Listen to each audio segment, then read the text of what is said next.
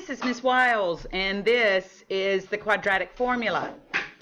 Now, the quadratic formula is this magical little formula that can be used to solve any quadratic equation. That's why it's called the quadratic formula. It doesn't work on linear equations. It doesn't work on power functions. It doesn't work on exponential functions, except for the quadratic function. We should know that we have a quadratic formula whenever we can rearrange the terms in such a way that we have something x squared. That's the most important term. That's the term that has to be there. That's the term that makes it quadratic. If that term is not part of the function, then you don't even have a quadratic formula.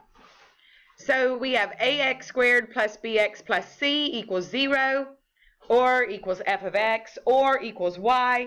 Whatever we have for our equation, it will fit into the standard form of the quadratic formula. Now, the quadratic equation has these parts, and a is a number. It's the coefficient of x squared. It is a number that has to be greater than 0 or less than 0. That means it can't be equal to 0.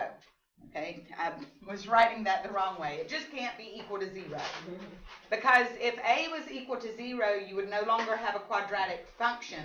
You'd have a linear function. So a cannot be 0. That's one of the things that you can just remember. It'll never ever be 0. But b could be 0. It could be, and c could be 0, but not always. Okay, b and c can be basically anything. Anything at all. A can be anything except 0. So the way that we use the quadratic formula is that we identify the a, the b, and the c in an equation, and we use the quadratic formula to substitute these values into that quadratic formula. So here is an example of a quadratic equation, 5f squared plus 5f minus 9.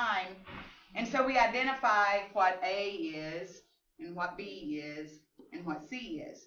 Well, a is 5, and b is 5, and c is negative 9. Remember that the minus signs are going to indicate to you that that value is negative, because plus and negative is the same as minus. So once you get those values, once you've identified those values, you take your handy dandy calculator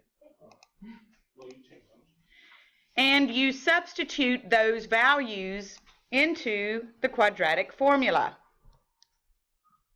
And you do that, and it ends up looking like what we see here. Let me make this a little bit bigger for you. I'm going to pause the video. You're going to put that in your calculator, and I'm going to put it in the one that I have with me. Okay, so we're back into the recording. We were talking about some of this in class. We've got the answer just like you see here on the screen. Now, notice in the formula there's a plus or minus because there are two solutions to the equation. Now, sometimes the two solutions are going to be exactly the same. It's like double dipping. Like your solution might be negative 1/2, and when you do the minus, it's going to be negative 1/2 again. And if it is, it just is. But if we want to find the second solution, instead of retyping everything, I can use that magic copy paste, and I've already got this entire fraction in there just the way I wanted it. And I can arrow up to it and copy it, and before I press enter again, I can go back and I can change that plus to a minus now. Just change that part of the formula instead of retyping the whole thing, because it's a pain. And because you want to, you know that you've got it in right the first time because you're double checking, you're making sure all your numbers are right, and the only thing you need to change is that plus to a minus. And then you use the arrow, and you arrow back, and you just press arrow until you get on top of that plus sign and change it to a minus. When you change it to a minus, you get the second answer. We're back into the recording, and I copied a portion I copied my screen from my calculator to show you what it should look like. You will have two solutions. Now, I excel only, I worked it out up until I got about an 85.